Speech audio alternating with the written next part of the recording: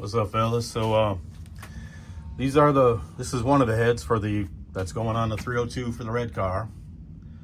Taking the 347 out, gonna keep that for Mosstang, and then just run this setup with the Random Explorer short block and these heads and Flow-Trek induction cam, Holly intake, and of course EFI, because I'm stubborn like that. All right, so what I've done to these, just like I do on all of them, the exhaust, start on the exhaust, make it wider, lower the floor here. You can see here on the cutaway, right in here, you lower the floor. That's 1.7 inches, 1.77 inches thick. So you can drop it down like 50 thousandths or so. And that'll help. Don't mess with the roof. You don't need to. All your flow is going to come out of lowering that floor right here. You can see right here at the very end, I didn't even take anything off that. That's just old exhaust residue from when it ran last. Spent a lot of time and money on these. I had the machine shop lower the cut that pedestal off. I think it's a 1/4 inch. They drilled it. I tapped them. Trying to save a little bit of money instead of having them do it. And you can see in the one I had to put a helicoil in there because I boogered it up. So they set up for studs, not the pedestal deal. And then I machined myself. I bought the cutters. Cut it for a 5.500 intake seal.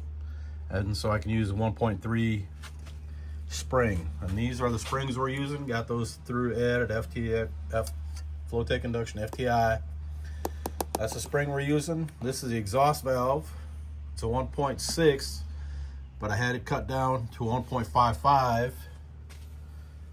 because I didn't want to try to go up on the exhaust, making the bowl wider and all that to accommodate a 1.6 valve. It can be done, but I was a little reluctant because I don't have the that electronic gizmo you can put on there to measure how thick the wall is. And I was reluctant to do that because, like I said, I've already sunk a lot of time and money and energy into these heads. So with a 1.54 milliton valve, the exhaust flowed just at 200 at like 600 lift.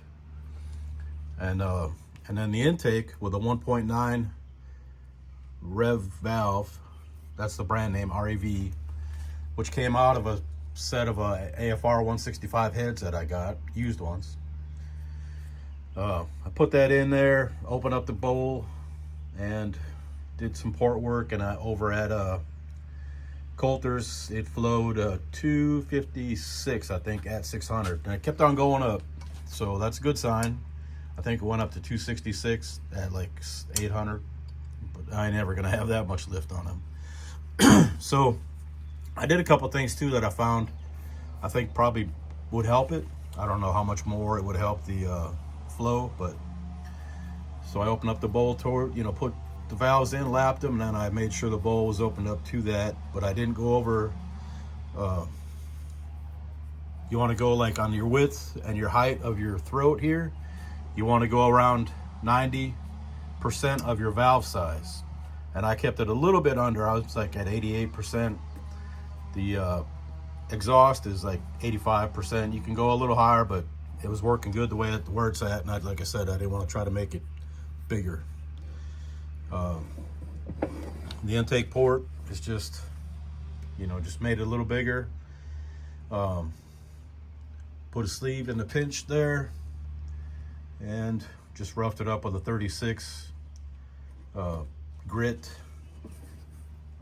cartridge roll. I just run it through there yesterday to make so it'd be kind of uniform, because they were a little bit of rust here and there because they've been sitting for quite a long time. And the other thing, last thing I did yesterday, I took a stock 1.84 intake valve and I put it in my piece of plywood I got out here with a hole in it. I stuck it in there, and then I run a flap wheel across the top to make it a little thinner, and then I put the valve in a drill, and then run it against the flap wheel to make it a little smaller so it could fit in there, because when they did the valve job they left pretty sharp lip around the outside of that. So what I did is put a 2-inch wheel on my angle. Where is it? I don't have it out here right now, but anyway, I just got rid of that lip to try to especially on the outside, you can see a little bit of it right there. If that'll focus good. So wanted to get rid of that and not dick up the valve job again, because I did whack it a couple of times when I was doing some final porting last time I had these on the bench. I think it was just before I took them over to Ray Coulter's to put them on the bench over there. So everything's lapped. I got them set up with checking springs. What I'm going to do is bolt them on the engine, put a piece of clay on top of the piston, make sure I have clearance, and then because you want to try to have like 80 thousandths on your intake and 100 on your exhaust. And so we'll do that, make sure everything's good to go, and then we'll take them off the stand, get them all together, and then put them on. Oh, this is what I do for setting your installed height. I know. So what it is, you got coil bind is at 1 inch. This is the lift of the cam with a 1.6 rocker. And then you got a safety factor or fudge factor of 0.10. Some guys will go tighter. You know, obviously more of the race experienced than the expert guys. And then I think the installed height right now is at 173. So I need a 10 thousandth shim on the intake and then a 30 thousandths on the exhaust. It's easy to do. I just got to remember to put the shims on before I put the seals on, because those are the hole on these are bigger than the hole on the shim. So shim's got to go on first. All right, so that about wrap her up. That's what's going on, and then we'll get the updates as they go. Hopefully today's Tuesday, so get this wrapped up and get the heads on the engine, and then hopefully by the end of the week I can get the car in here and start pulling the engine out, the 347 out. I know I didn't give it a fair shake. That's kind of on me. I was just a little reluctant. Well, I took it up there one time and it would not go into second. So I thought, you know, I'm just going to go up there, I'll run an easy run, and then I'll gradually lean into it more. But there was just no way. I didn't see a point in putting it on the two-step and doing all that business when it would not go into second. So that's the thing. When I pull the engine out, I got to take the trans out and take it apart, or at least take the cover off and see if I can see if there's anything going on with it. All right, so that's all. This is what they look like before they get put together. Appreciate you. To mention, the main reason for putting these on the fixture here that Richard Sickles made for me, the sweet rotisserie. What I do, the final step, actually before putting the heads together, is going through with my my little things that I measure with. Where are they at? There's snap gauge, this thing, and this little gauge right here that I modified. It's just a regular caliper that I welded a 1/4 inch piece of threaded rod to it, so I could get inside and measure in here. And then I check that measurement with the dial caliper. So I go from 1/2 inch increments every port, make sure they're all the same within, you know, it's not going to be like CNC, but they're within 100th, you know, at all the measurements. Try to make them as identical as I can. And it's even factory, you know, on a cast iron head or even a cast iron intake, you can look at it and see differences along the way and measure differences. So I'm trying to do a better job than they did. So once I write everything down, I got the height and the width, get all them on there, and then it's on a spreadsheet. So then it calculates the MCSA and average and all that stuff. Do the same on the intake and the exhaust. You obviously can't get too far into the exhaust because it's pretty short in there. So put all that on there. So now I've got a record.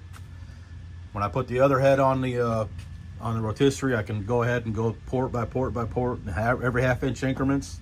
It's kind of tedious, and I sometimes, you know, have to hit it here and there with a sanding roll or burr, depending on how far I need to go. But I got, you know, I've got a set of stock heads like mapped, and then the heads that Kyle has and Rodney's got on the Brame. Kyle's got them on I don't think he's got that car out or together yet. And then I've got the Doughboy heads. I got to go double check the heads on it, make sure I got all them good. And then that's it. Like I said, so now I've got a reference I can go to, you know, if I ever do this again. And speaking of Doughboy heads, that's his last head there. The head, I boogered up a valve seal, and I thought I had some here, but they are the other wrong size. The stock size is a, gosh, now I can't remember, 5.62, and all of mine are 5.531 or 0.500. So, and you'd think it'd be easy to get a set of get a set of valve guide seals for like a 97 Explorer, 94 Cobra, even you know, any of the E7 heads. They ain't got none of the shops or the stores around here. The Advance, AutoZone, O'Reilly. So I did that Sunday. So the new guys are supposed to be here, or seals are supposed to be here today, probably this afternoon, so I can get them in and get them installed and get these over to him so he can get it back together. All right, that's all, fellas. Appreciate y'all. Later on.